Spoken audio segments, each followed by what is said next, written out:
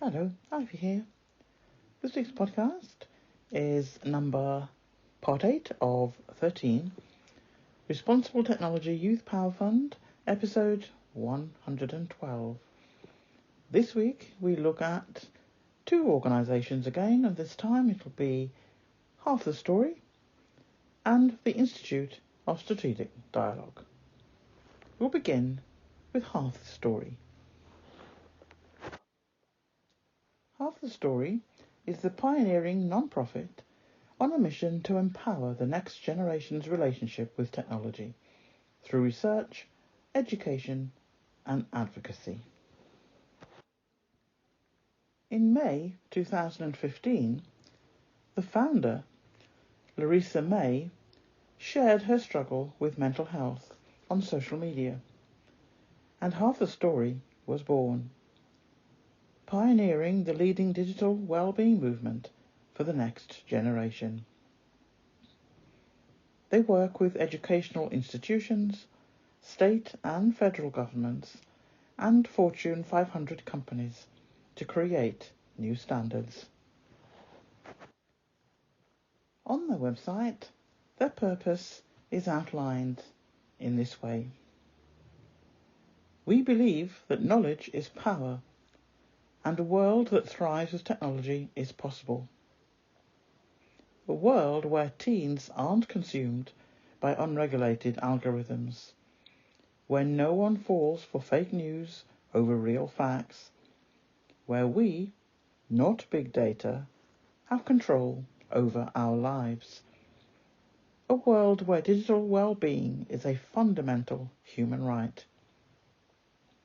Our mission is to rebuild the next generation's relationship with technology. And it starts with unpacking the toll it takes on our mental health. Are you with us? On the website, it shows 3 impact pillars. Each of those 3 pillars contain a photograph and a main heading covering the topics that they are researching.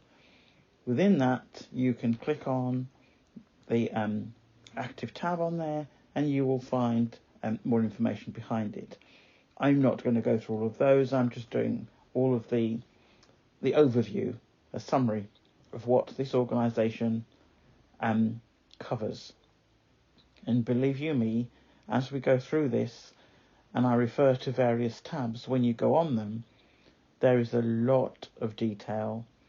Obviously not all meant to be read at once, but just that you know that it's there. Very, very detailed, very knowledgeable, and I think very useful information. So in terms of this, as we're starting off, impact pillars, the first one is education. There's an image with a group of young people around a table, and the rider that goes with that image is education. We believe knowledge is power.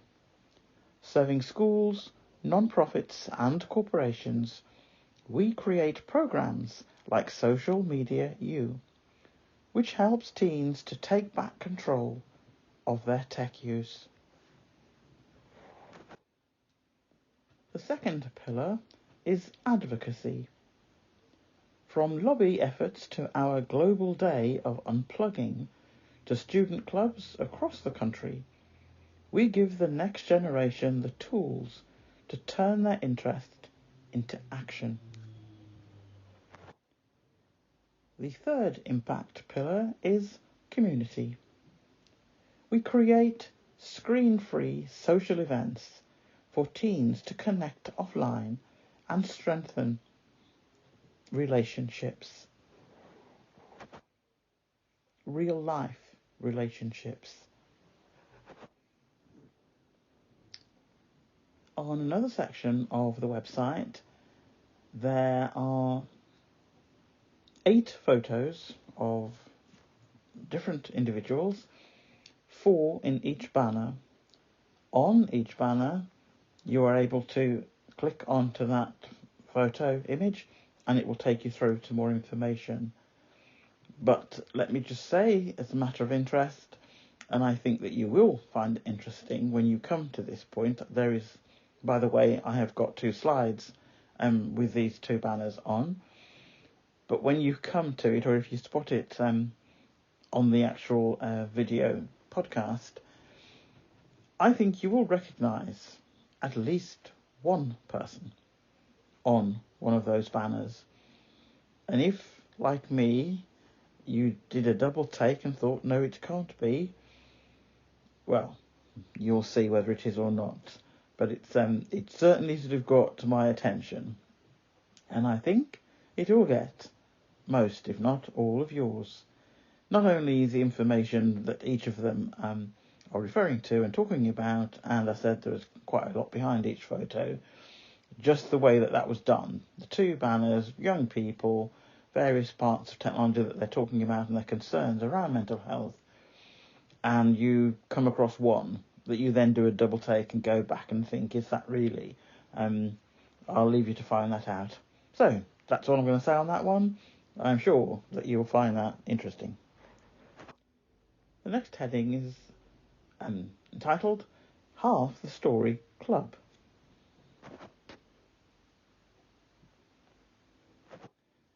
There is a banner on the page with a heading, Join the Fight and Advocate. And underneath that it's got, we need teen voices like yours to lobby and advocate for policy change with us across the US. Sign up below for updates and opportunities in your area in partnering with our friends at Look Up Live. There is then an active button underneath that refers to getting updates. You click on that, it will give you the latest information on that particular project. There are a number of them, and that's one. Digital habits. How devices are built to be addictive. Persuasive design features. Analysing the manipulative features built into devices and platforms to maximise time on devices. Manipulative neuroscience. We examine how technology exploits neuroscience to prolong device usage and decrease user autonomy. A mindful device modification.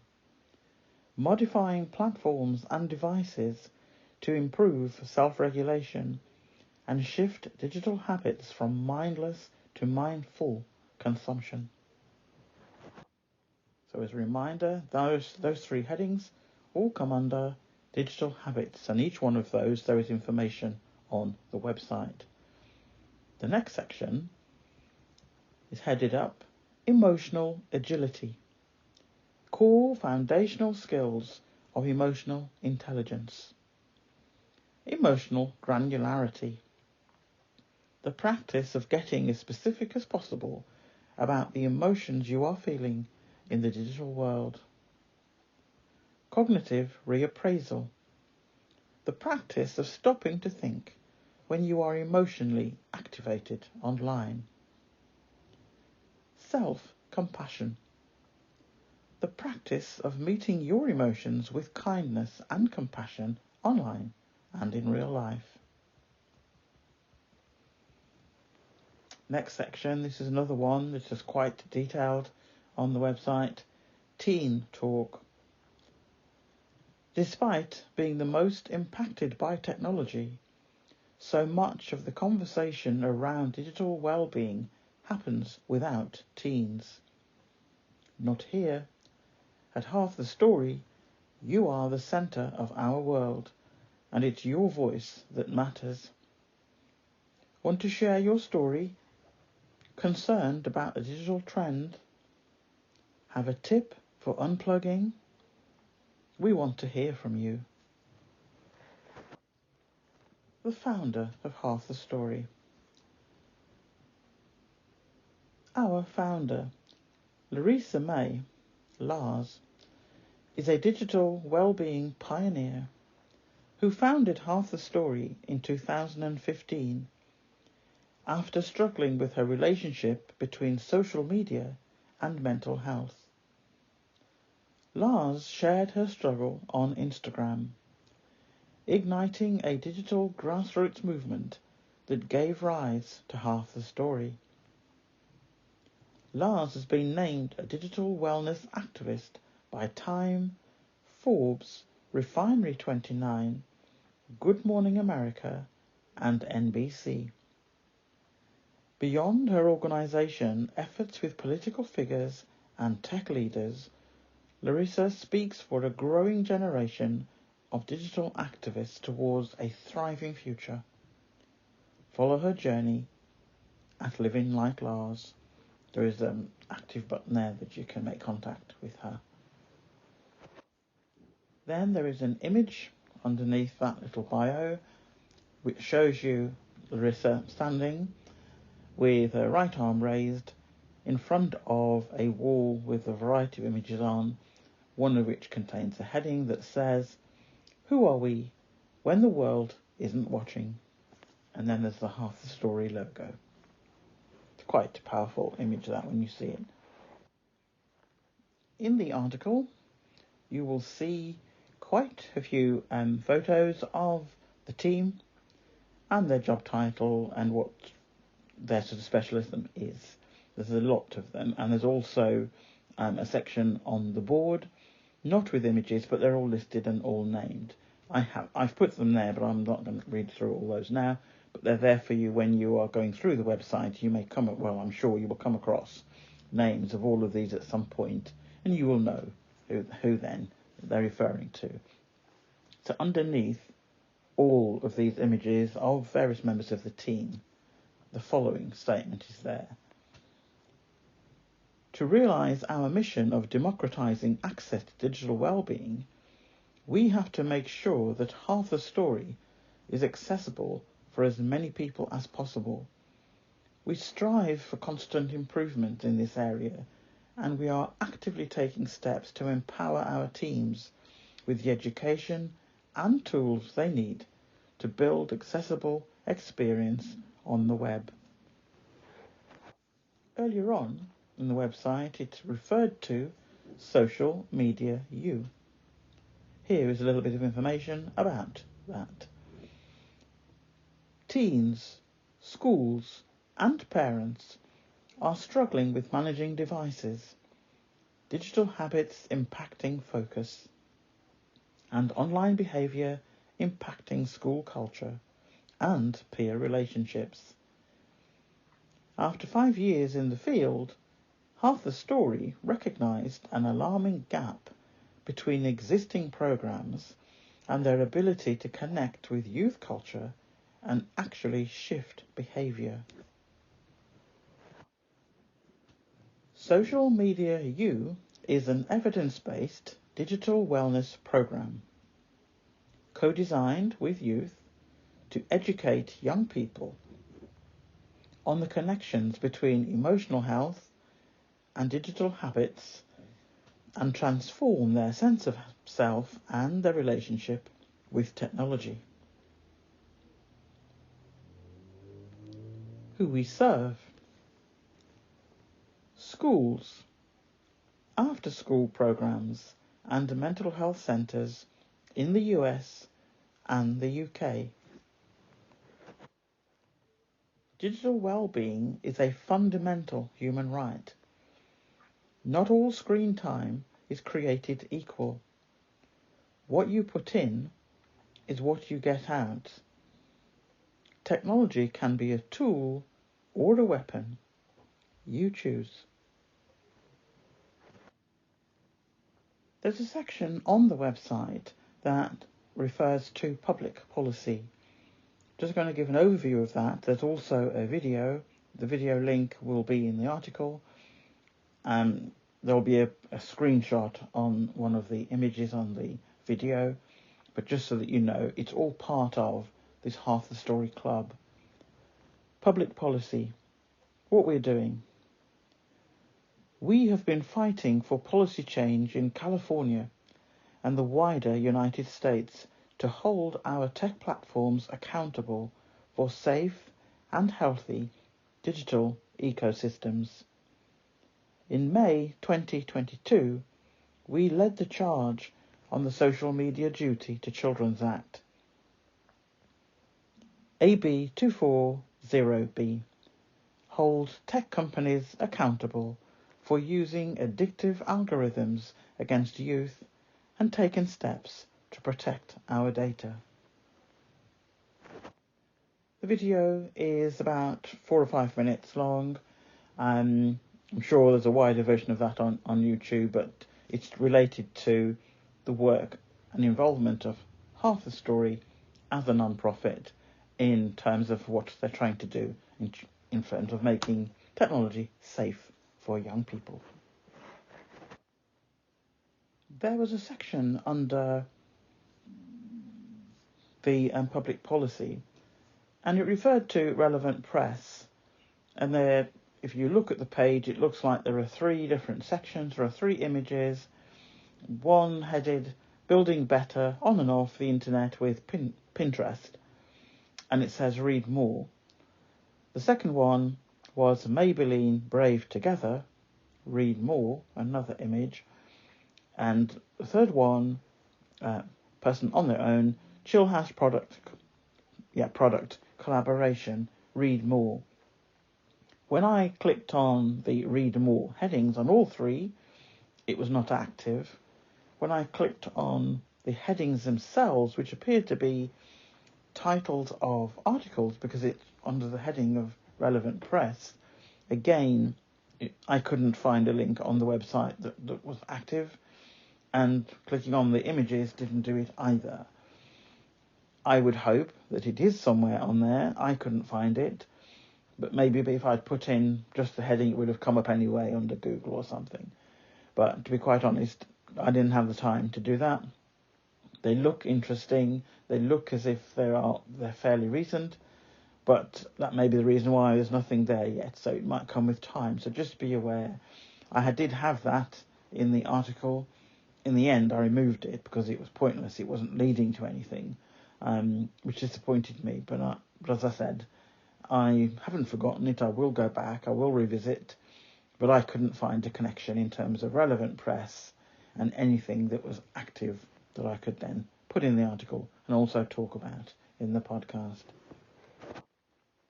Another tab on there referred to something that was launched in 2022 in the autumn, and it's clubs and peer support groups. It says we host weekly virtual support groups for teens aged 13 to 18 to navigate the challenges of a digital world, body image, addiction and productivity. Launching, as it says, in the fall 2022. There are 2 tabs. It says to join a group or to start a group. This one did have an active button. This is the join the group one. It takes you through to a very impressive looking room, which indicates where one would meet, or at least virtual. It's got, hi all, I am organising a weekend with inspirational women. Please fill out this form with your preferred date and information. You all inspire me. Okay, let's go. I haven't clicked on that because clearly I'm not going to be filling it in, but any of you that are interested or you know people that might be, that's something that they can do. So that was one active button. On the Start a Club tab, when you click on that, it does take you through, but it takes you through to a screen that says the form is not ready for publication yet. So it's obviously it's being worked on, so I would look out for that, because actually that section also looks quite interesting, but it appears to be a little bit behind in terms of what they were hoping to do, but it's not a dead tab as such, it's just that it's not ready for publication, but they're still taking details. And there is an image next to all of that, heading in terms of clubs and peer support groups, and it says, use your voice like you use your phone. And to bring this part of the podcast to a close, there is a lovely banner with quite a lot of young people on there, but a really good, nice photograph. You will see, it's very good. And very positive, very sort of upbeat and so on. And underneath it's got, to realise our mission of democratising access to digital well-being, we have to make sure that half the story is accessible for as many people as possible.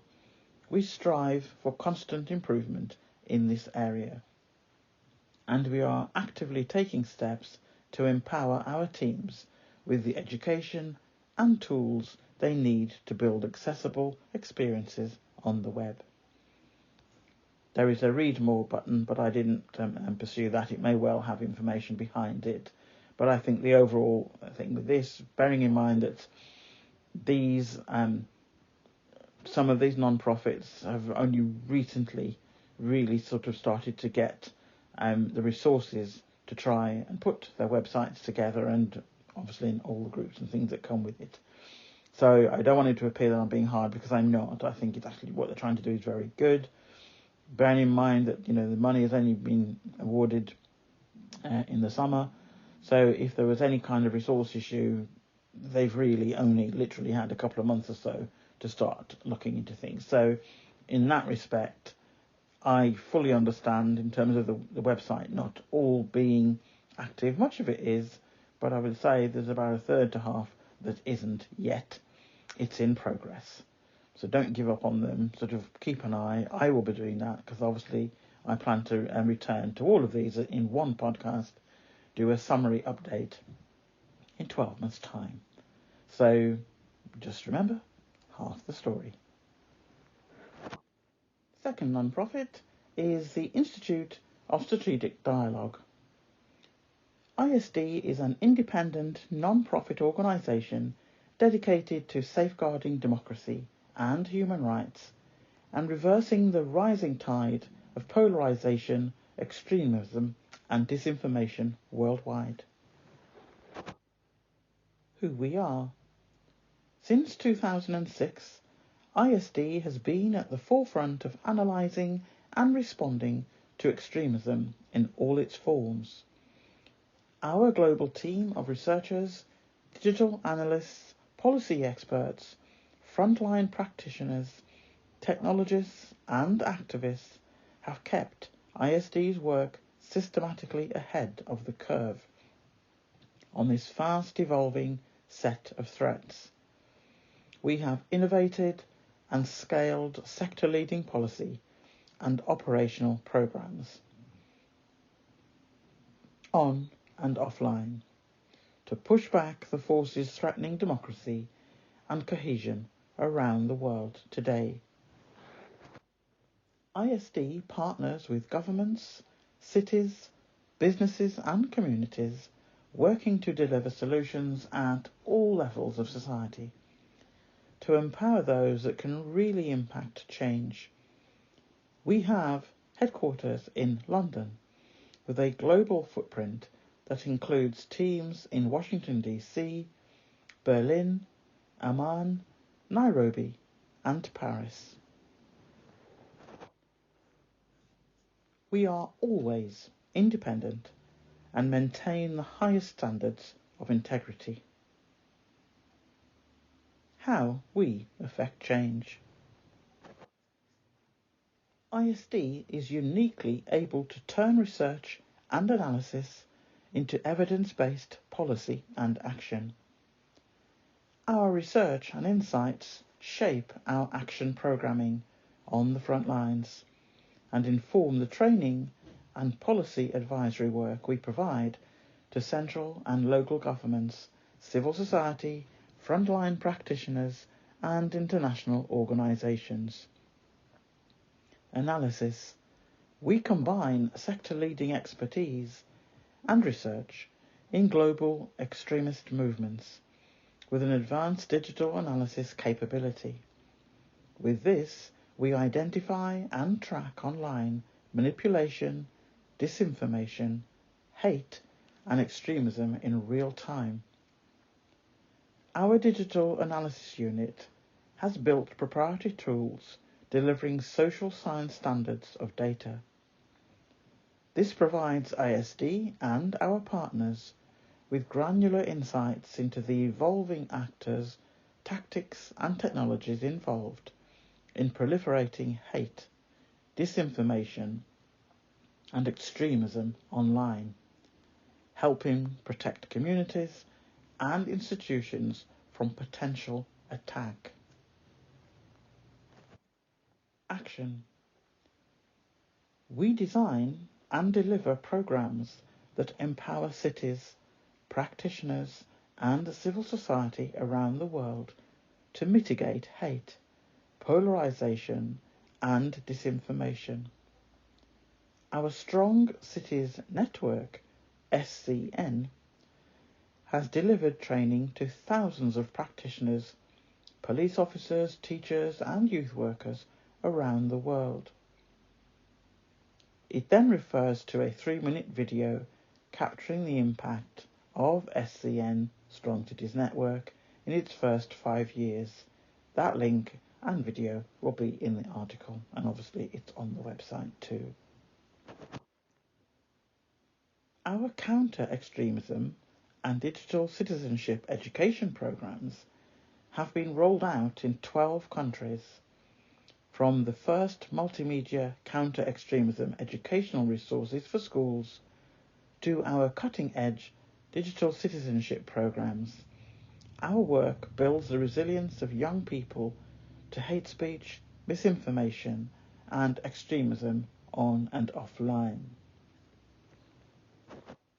I will just quickly say here, as I was going through this particular website and making notes, not that any of the others that I've done so far along this list are any less worthy. They're all doing, as you know, I am impressed. But this group, this organisation, as I was going through and just trying to get a summary to put together for the podcast, it was the first one where I felt there was a high risk factor.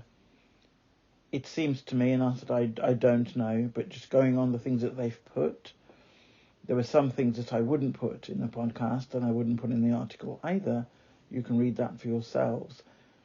But I felt that they were doing work in some cases, it appeared anyway, from my just reading it, dangerous conditions, high risk with some of the groups behind a lot of the things that this non-profit is trying to stop, or at least make it recognisable to people from this end of the sort of spectrum, that they're aware of what and who they are dealing with.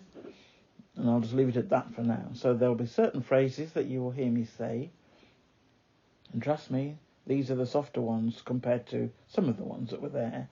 I just didn't feel it was, I didn't want to make that become the topic. It's there, and as I said, and that gives me more admiration for them at all, in any shape or form, as to what they're trying to do, because this is dangerous work in some elements. So we'll continue. Crucially, we work to empower civil society, fostering networks of community influencers, including the first and largest global network of former extremists that have the credibility to reach hard-to-reach target audiences. We have trained over 32,000 activists and social influencers around the world and have pioneered first-of-their-kind intervention models across different online spaces, gaming, social media, alternative tech platforms, reaching over 100 million targeted users online to date. Our policy and community networks make ISD uniquely equipped to scale proven solutions and programs. Policy. we formulate and advocate policy solutions and provide local authorities, central governments and multilateral institutions with the data, expertise and technical support to deliver evidence-based policy and programming. ISD has provided policy support and training to over 40 governments and hundreds of cities worldwide. We launched the Strong Cities Network at the UN General Assembly in 2015. Beyond partnerships with institutions like the Global Counter-Terrorism Forum, ISD has spearheaded and led intergovernmental initiatives in the domains of counter-extremism and digital regulation. ISD's Digital Policy Lab brings 12 governments, the European Commission, and regulators together to chart the path forward on platform governance, a vital aspect to our work and on safeguarding democracy. What we do and how we work. ISD research combines in-depth analysis with cutting-edge technology to monitor and understand global trends in extremism, polarization, hate and disinformation. Our research has been consistently ahead of the curve, as we mentioned before, predicting developments in extremism and informing global responses to emerging challenges. ISD's research combines world-leading expertise in these fields with the latest artificial intelligence and online research techniques, analysing data across social media at speed and scale. This includes the established technology giants as well as emergent or fringe platforms that dominate the alternative media.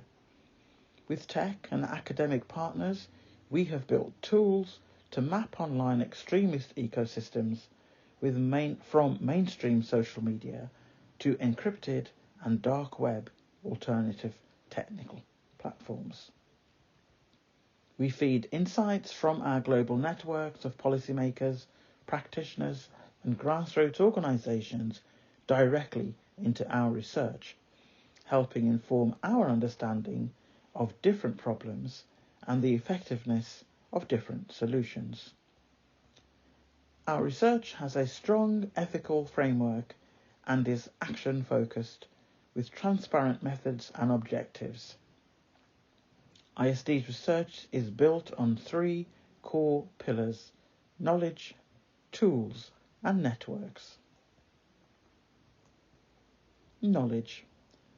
Our multidisciplinary team of researchers combine ethnographic, qualitative and quantitative methodologies with world-leading expertise that stretches from violent extremism through to polarization, hate speech and disinformation. Tools. Our analysis uses both commercial products and bespoke tools.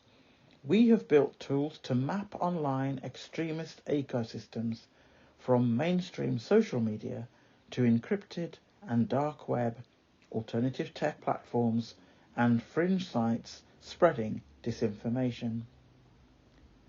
Networks. We share our insights with a range of audiences to help them improve their responses to these threats.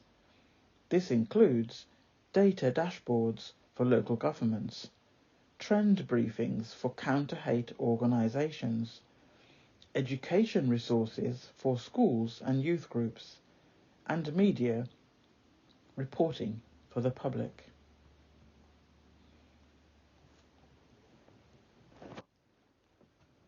Primary research and data sets. Anthropological research and primary data sets inform our programming and strategic interventions. These include extensive research on transnational white supremacists and Islamist extremist movements, disinformation, ISIS foreign fighters and their families. Digital Analysis Unit. ISD Digital Analysis Unit is dedicated to better understanding how extremists and hate groups use technology. We combine a team of leading ethnographic researchers with the latest audience mapping, targeting and evaluation technology in order to monitor and respond to online bad actors in real time. Hate Observatory. The Hate Observatory is an open access database of far-right activity created in collaboration with MIT's Civic Media Centre. In the article and also one of the slides, you will see a map of the world and where there are markers on that map, and it's described as ISD's global reach. In the article, there is quite a detailed diagram of the various countries and teams that this non-profit works with in terms of extremism and white supremacy. I have just listed in the article in any kind of detail with a few lines around it 4 of the places that they are active in, but you will see the full list. I just didn't, and there would be no time for me to go through all of those, but you can do so. Every one of them is live. You will be able to get through and get information. So the first one I picked out was ISD United States. One of the world's most dynamic societies, the United States feeds a technological revolution and is also challenged by it. For more than 15 years, ISD has partnered with academic, private and public sector partners in the United States to provide insights and solutions to extremism, disinformation and hate. Today, our work in the US has expanded, and we have a permanent office in Washington, D.C., with staff stationed across the country. ISD France. ISD coordinates a multi-sectoral response to hate, extremism and disinformation in France, informed by cutting-edge digital research. ISD's work in France extends back to the Club of Three, a policy-led dialogue between high-level politicians, academics and activists to address issues regarding social cohesion and security cooperation, including anti-Semitism. These dialogues featured then French Interior Minister and later President Nicolas Sarkozy in 2006. Today, ISD has expanded its work to facilitate a whole-of-society response to the challenges facing France, including the threats of hate, extremism and disinformation. ISD's French operations have assembled a team of France-based and French-speaking experts in order to build a clear understanding of the issues and implement relevant responses. Again, these are just 2 short extracts from a much more detailed list of things and of activities and who they work with in each of these countries. So I'm just giving you a feel of what it is. Very, very interesting. And also, as I said, I think dangerous work. ISD Germany. ISD Germany's work builds on 15 years of ISD research and programming in the heart of European democracy. As the most populous country in Europe, Germany plays a crucial role in combating polarization and extremism worldwide, and in mitigating hybrid threats to democratic liberties and rights. ISD Germany opened its doors in autumn 2020, but our work in providing strategic advice to state institutions, ministries and civil society organisations dates back over a decade. ISD in Lebanon and Jordan. ISD has been working in Lebanon and Jordan since 2016, empowering local governments, youth and practitioners. Our work in Lebanon and Jordan is primarily delivered through our flagship Strong Cities Network regional project and the Young Cities programme.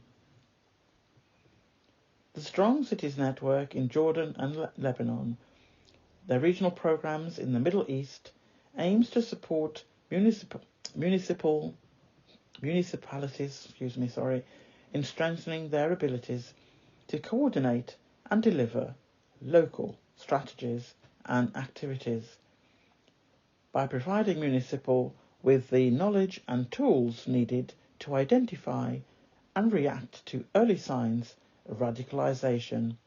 ISD seeks to reduce the presence of violent extremism within Lebanese and Jordanian communities. This work is delivered through a model of local prevention networks, otherwise referred to as LPNs. And the final one from me in this series, but I said there's a long list there that you can look at each one. ISD Kenya. ISD has been delivering projects to counter extremism, hate and disinformation in East Africa since 2015. Even in summary, there is a lot of information under the Kenya tab. I'm literally going to take a quarter of that, a few lines, but it is well worth a read, and there's lots of images to go with each of these different initiatives. Seems to be a lot of work has been going on there. So just picking at random, because I said there are several different projects listed here. Young Cities. ISD's Young Cities programme works in Kenya to train youth activists in campaign development and management learning best practices, collaborate and create new innovative projects. Through their initiatives, participating young people reached over 1 million people online and 1,000 offline, engaging their communities on some of the most pressing challenges facing youth, such as fractured youth-police relations, youth radicalisation, and the role of parental support, stereotyping of refugees, hate speech online, and questions of identity and belonging. Following the delivery of a Young Cities Innovation Lab in Kenya in 2020, the team supported 5 youth-led initiatives in Mombasa and Kwale.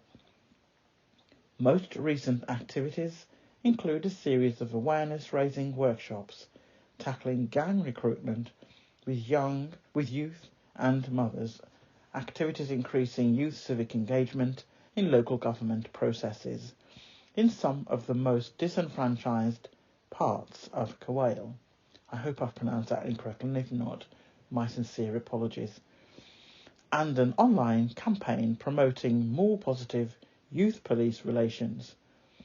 In partnership with the county government of Mombasa, Young Cities has also supported a series of engagement forums which led to the inclusion of youth voices into the country's new resilience policy to support involvement of youth in local policy-making processes. As I said, just this section, which is a summary of what is behind each of these headings, this is very, very detailed. Seems to have been a lot of work has been going on, and I am therefore very, very sure that the grant that they've received is going to go and help them in so much. It's really going to go a long way. I will be, as I said, revisiting this in 12 months' time. I'll be interested to see how many of these projects where they're at. I'm sure they'll be moving forward, but they're all doing things in a impactful way with measurable outcomes. So there will be information that's been collated along the way to show what they've done. Like even in the summary, they were quoting figures of how many people they've reached and how many have then formed other groups to help in their communities. That's truly impressive. All of it is, but I'm very impressed with, because I know that's the summary and that's quite detailed, and I've only read a few lines from what is in their summary. So hopefully you found that of interest. There's a lot going on there. I will say, before I close, there are sections on publications as well as media articles.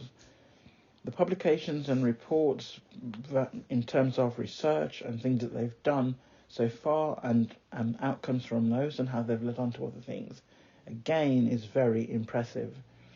Each of the publications not only is the title there, you actually see the front cover, and some of them are a series. So because you've seen the front cover, all of the ones that follow on from that have a similar design on the front, so you know that those are all grouped together. A lot of work has gone into this, and the very fact that they're publishing things already, and these are recent publications in the last sort of couple of years or so, and the work that will have gone into that is impressive.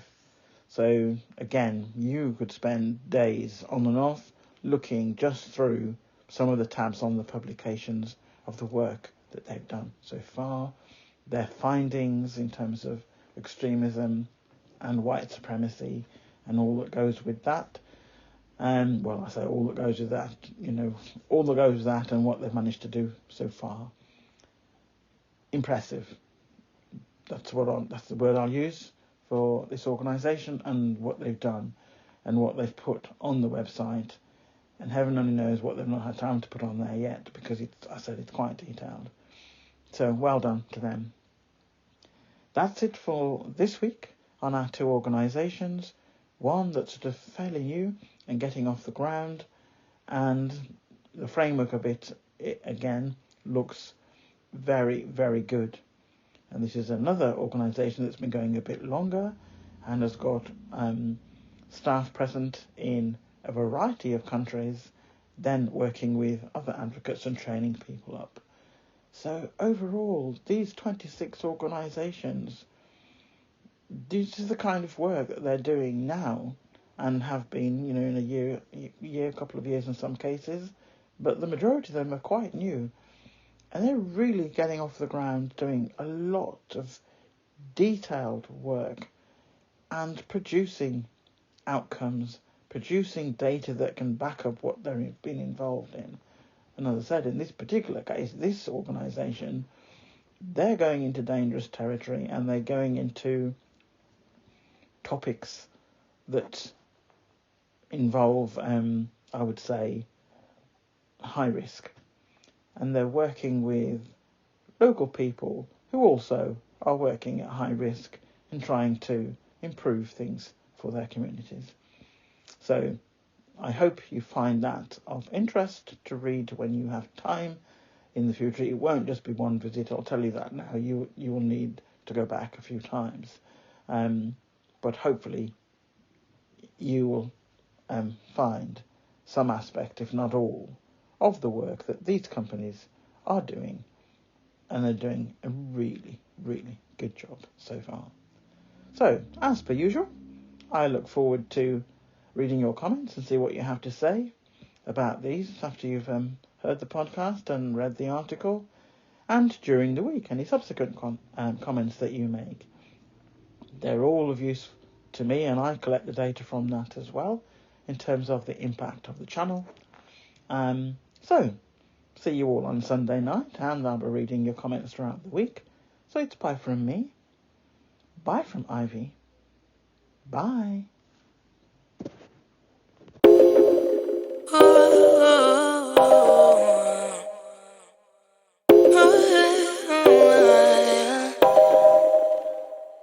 No recordaba lo bueno que era estar a solas, sin que me juzguen. con mis amigas cantando rolas.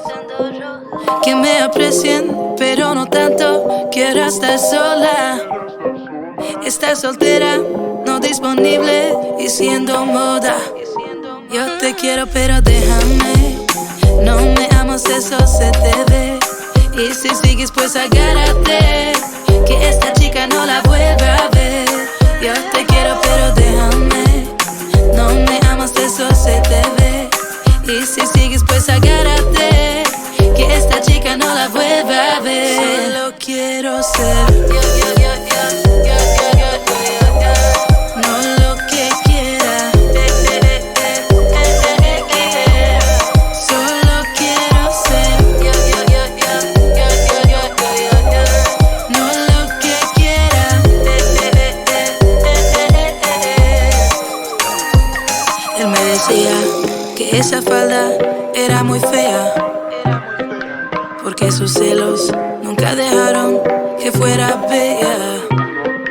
Me controlaba todas las noches, noches en vela, con sus peleas, con mi persona y la botella. Yo te quiero, pero déjame. No me amas, eso se te ve.